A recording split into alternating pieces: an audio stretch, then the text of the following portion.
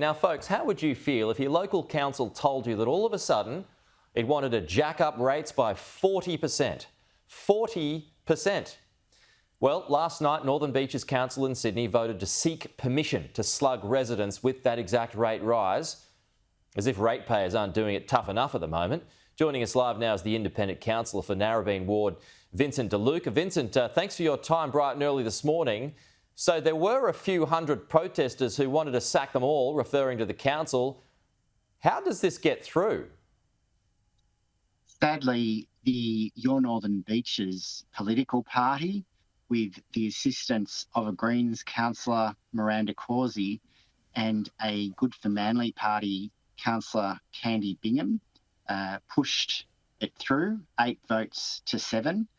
And sadly, our community and their wishes were ignored. So we are in an area that is a wealthier area than others, but the council still says that it needs financial stability. Is it really that dire? No, not at all. And as you know, in all communities, yes, there are pockets that do have money, but we have a severe problem on the Northern Beaches with many who aren't wealthy at all and will struggle with 40% raise. And, you know, council has a investment portfolio of $200 million. We are certified by the New South Wales Auditor General as compliant, and our liquidity rates have never been questioned. Sadly, our council has spent and spent and spent. Over $25 million alone is allocated for the salaries and on costs of 111 executives. $3.3 million is allocated for their vehicles, and our staffing costs alone in salaries reaches $170 million.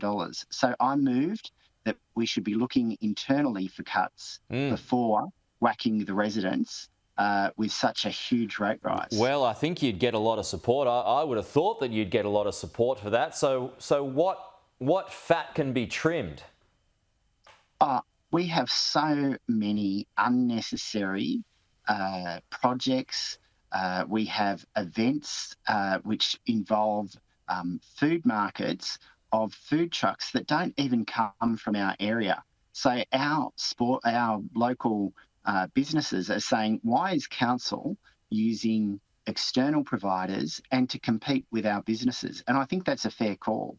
We should be supporting our local businesses, particularly small business, and not spending money on events which are completely unnecessary and often only get a handful of people. I think these are all reasonable points. So what happens now? So the next step is for the matter to go to the IPART, the Independent Pricing and Regulatory Tribunal, and I hope that that tribunal looks critically at council's finances and sees that this is just an unreasonable grab for cash. They should be directing that council goes back to the drawing board and starts looking at itself and cutting unnecessary expenditure and getting back to the basics. Okay, we will keep following that story. Vincent, thank you so much for your time this morning. Appreciate it. We'll chat again soon.